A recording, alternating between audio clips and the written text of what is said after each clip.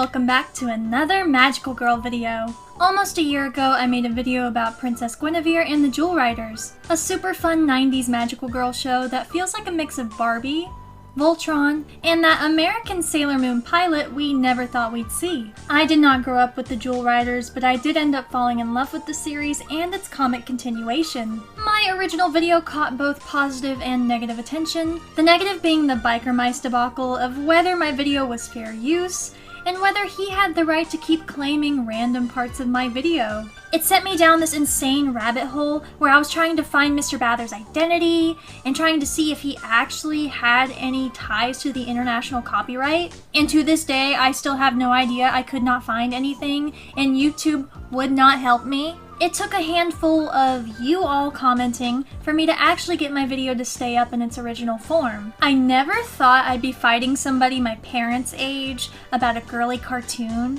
And honestly, my life has gotten a lot weirder, I can't even. The positive interaction I had was with the company Maverick, who is in charge of the continuation of Princess Gwenevere and the Jewel Riders. I reviewed Volume 1 at the end of my original video, and the team seemed to really like it. So I was lucky enough to receive a review copy of Volume 2. This will be a spoiler-free review of Volume 2. I will do a brief recap of the show and Volume 1, but you really should watch my original video. And I'll cover most of Volume 2. I just want to keep the ending not spoiled, so hopefully you'll go and support Maverick and everybody who worked on this comic. I think it is just wonderful, and I'm so blessed to have received an early copy. Okay? Okay, so if you don't remember, Princess Gwenevere and the Jewel Riders is a 90s cartoon and doll line about 3 girls who are magical guardians that protect the kingdom of Avalon. They are aided by the Wolfpack Trio as they collect magical jewels, help the powerful wizard Merlin, and fight villains like Lady Kale and Morgana. The show is super fun and has a surprising amount of world building, so much so that the company Maverick picked up the series and are currently making a comic continuation diving into their future responsibilities, character drama that wasn't fully developed in the original show, and the return of the villain that defined the series. In Volume 1, Lady Kale has made her return through her sister Queen Adriana. Gwen and Drake are engaged, but things are rocky with them, so that's on hold at the moment, and Merlin is once again gone. I really enjoyed the character dynamics, specifically Drake, Gwenevere, and Tamara, my favorite from the original show. She was getting a little messy in Volume 1, that is not your man. Jumping into Volume 2, it begins with an ominous monologue from a possessed Adriana, before cutting to our favorite trio on the beach in their mermaid forms. The girls are discussing Gwen's paused engagement, keeping things lighthearted as Gwen yaps about dresses and rocks sunglasses Kamina would be proud of. Unfortunately, their sunshine is rudely interrupted by a red dragon! If you recall in Volume 1, red is the color not to be trusted. This battle is absolute cartoony chaos, but the dragon is called away and the girls have peace once more. Archie flies in on cue and panics about what he just missed. Fallon and Tamara are wrapping up their beach time, but Gwenevere is not done chilling, saying, "We handled it, Arch. No worries. It's all G." This gives the poor bird a stroke. He is bothered. Archie explains his worries to the girls about the safety of the kingdom and Drake's whereabouts, the latter of which slightly triggers Gwenevere. Seeing as the group isn't really listening, Archie goes to look for Drake himself. Drake, if you can believe it, has traded his princely life for a modest one of hard work and fish guts. This little ocean town is where Drake is from, and he says he's happy to be back. But Archie quickly convinces him to leave with a quest.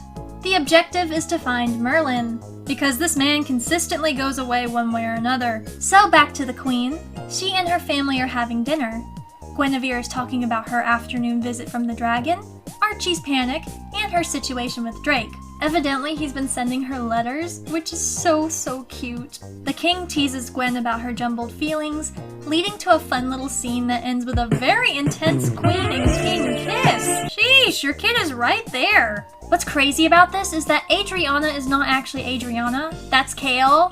The two have switched bodies. She's kissing her sister's man. Truly evil, Kale is the worst. The middle of the book has 3 main sections focusing on Drake and Archie's search for Merlin, Fallon's internal drama, and Tamara's findings about who she thinks is the queen. Drake and Archie are looking for Merlin, with their pages discussing Archie's closeness with Merlin, the group exploring the icy wastes, and running into Morgana? I'm literally obsessed with her design. She's such a baddie. But something is off with her.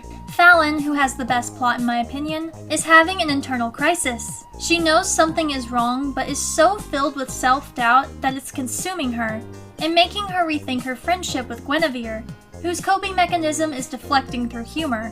Relatable. Fallon's constant need to prove herself was hinted at in the original series in one of my favorite episodes, but I really love that we're starting to get a deeper look at that part of her character. I really hope the new Jewel Riders team keeps up with this part of her story. Tamara's is the smallest. She notices that Adriana is showing unusual intensity while practicing archery. Feeling uneasy, Tamara goes to visit who she assumes to be Kale, showing great sympathy for her. She really tries to understand Kale's actions and puts herself into Kale's shoes. It's no wonder she's the heart of the group. Adriana walks in on Tamara's touching moment and persuades her to look for Merlin, saying that Fallon is one step ahead of her. Don't even think of touching the remote. Amazing Adventures will be right back.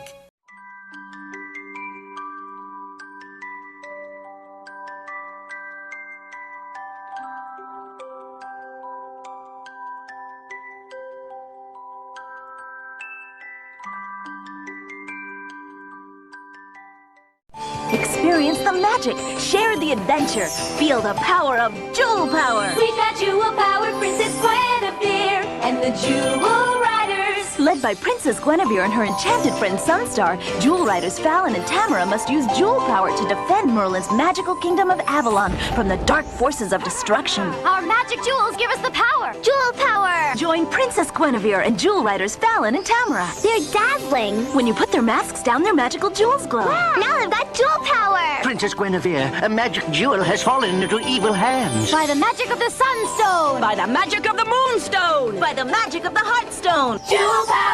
I'm Evil Lady Kale, and I've captured Sunstar. Let's power up our jewels to save her. We've got Jewel Power. Sunstar is free. And the Jewel Power is yours, only with Princess Gwenevere and the Jewel Riders. Now with purchase, find a free magic jewel in specially marked packages. My own magic jewel. Jewel Power. Now we return to more amazing adventures. As these three plot lines are getting closer to colliding, Gwen and Adriana have a moment, to her dismay. However, instead of telling Gwenevere to follow her friends, she tells her that family is more important. But sensing something is off, Gwen looks for the other Jewel Riders, scolding her mother in the process. This leads to a battle with some gorgeous artwork. The team at Maverick never fails. I need this as a poster.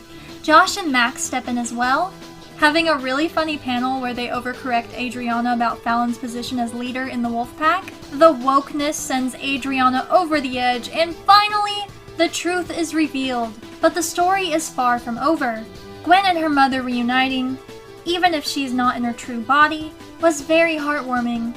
However, our girlie still needs to find her friends, her future husband, and the forever disappearing Merlin. I am not going to spoil this last section of the story so you all can enjoy it for yourselves. I had so much fun with Volume 2, but I have some hopes for the future of this series. First, I am loving the internal struggles of all three girls. Each of them has their own insecurities and ways of dealing with hard situations that inevitably leads or will lead to conflict between them.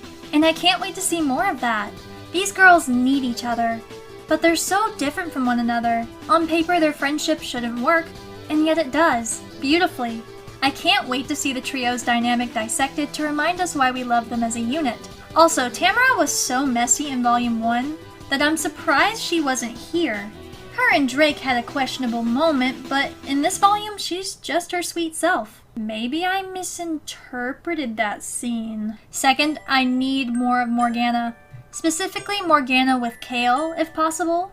I loved their dynamic in the show, so I really hope Morgana will be used more than she was in Volume 2 at some point. Third, I know it's coming, but I cannot wait to see more of Drake and Gwenevere. Drake had such a glow up! I did not care for him in the original show, but this comic continuation has made me really like him. The changes to his character make me more excited to explore the romantic dynamic between him and Gwen. Fourth, I need one single line acknowledging the intense passion in the kiss between the king and Kale when she was still Adriana. She played that part a little too well, and I can imagine how weird the king feels about kissing his wife's sister without knowing it was her. Give me one little wink to that moment, please, it would be so funny. Fifth, I hope we get to explore more magical lands that were shown in the TV series. I'm sure that's coming up, but the style of this continuation has me so excited for how the lands already established in the canon will be interpreted here. Please, Maverick, make prints! I need posters of the girls! Link to Volume 2 will be in the description, so I really hope you'll check it out. A big thank you to Cinnabon Autumn for being Safi's friend on Patreon. That's the tier where you get a shout out. Patreon is a big help for helping funding my videos, so if you want to support me, maybe help me out there. Lastly, troop on Hopelets, stay adorkable!